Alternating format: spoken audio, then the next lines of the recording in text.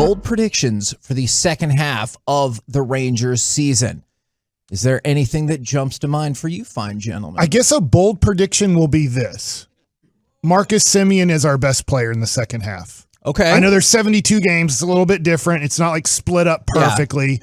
But I would say these 72 games, if people are still... First impressions mean everything, right? Because there could be a lot of people that just barely watch baseball, and they're like, I'm a Ranger fan as long as they're in it. And now that they're kind of not in it, they're probably... And I get it, right? The majority of people are like, hey, we're a week away from the Cowboys starting, which means I'm a week away from caring less about anything else in my life besides the Cowboys.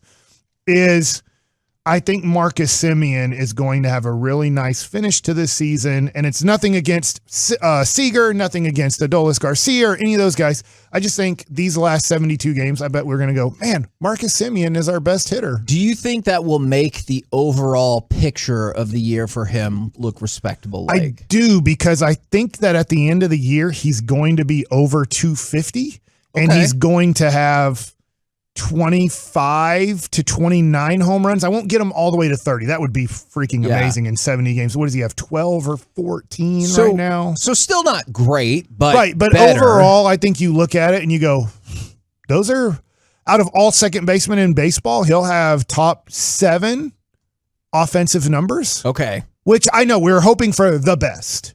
But I think after the first 6 or 7 weeks being arguably the worst offensive second baseman in the game, that you go from, hey, after 6 weeks into the season, you're 30th out of 30 starters offensively. We know he's not going to be that bad.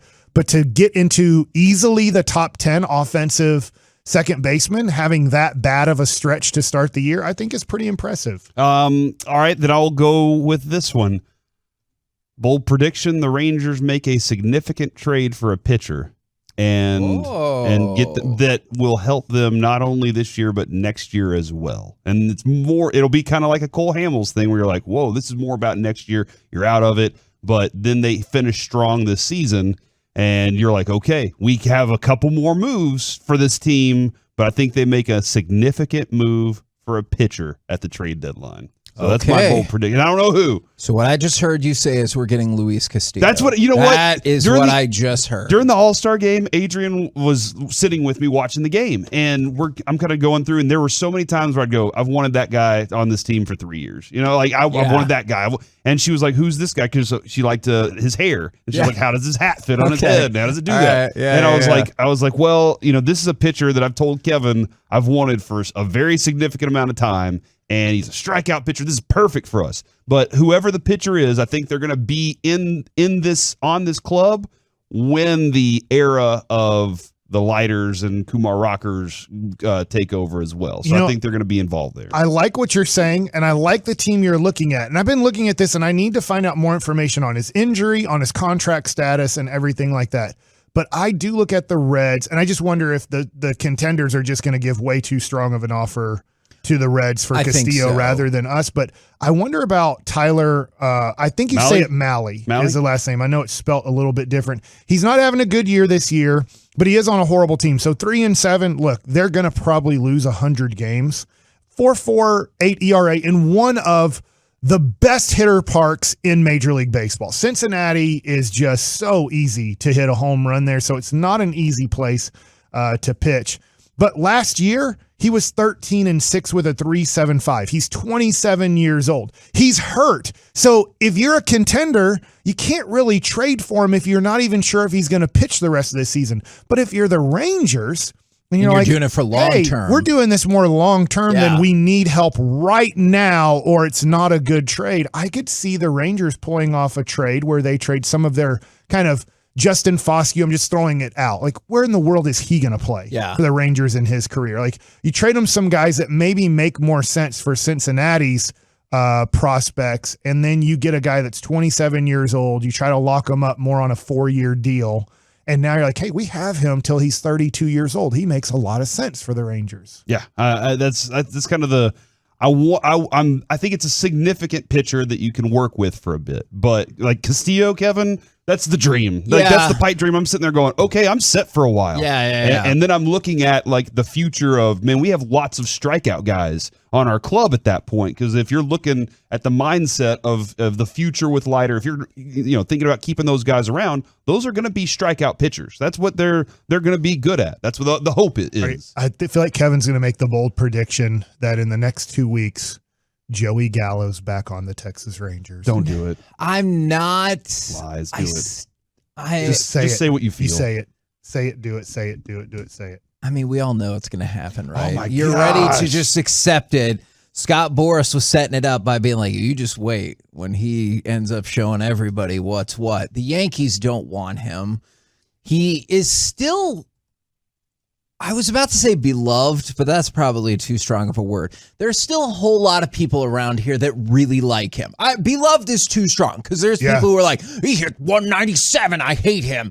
But like, I think there are still a lot in the fan base that do like him and what he can do, even if we've seen the deficiencies. And the number one deficiency in Joey Gallo's game is he seems to struggle with the mental aspect of playing in a ginormous market. And what I mean by that is like the Cowboys are the biggest franchise in the world, even though Dallas is not the biggest city in the world. It doesn't matter how big Dallas is. The Texas Rangers are not an important baseball team in the national scope. When people talk about it, like they have to be awesome to get to that level of talkability. The Yankees, doesn't matter if they suck, doesn't matter if they're great or anywhere in between. They are where it's at, and people will always care about them. Joey Gallo is a national topic. Yes. He actually does make topics nationally on sports talk radio where he never has in his life before. And if he comes back here, he will not. It doesn't matter. He would have to hit, and honest to God,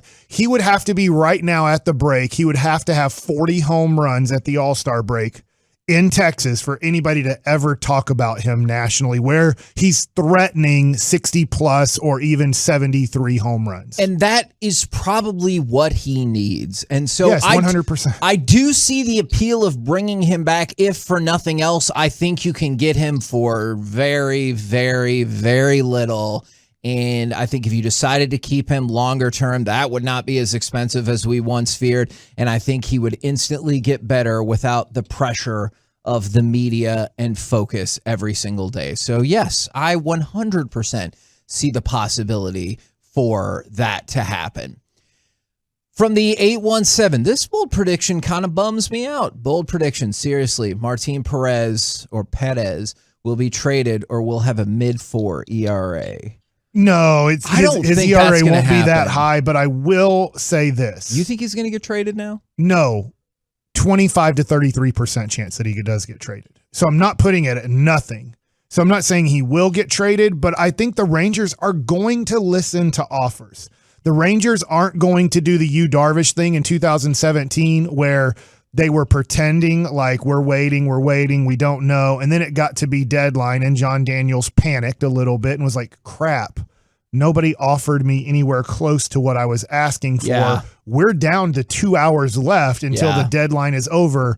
And he called up all teams and said, I'll take whatever you give me. And the Dodgers are like, well, look, if you're just going to trade him for whatever, we'll give you a guy who has no position and a couple of pitching guys that maybe could work out for you down the road. And he's like, this is my only offer. I'm taking it. Yeah, absolutely. So I don't think we're going to get anywhere close to that with Martin Perez. I think they're going to listen to offers, but I would be surprised if they take a Spencer Howard offer for him. Right.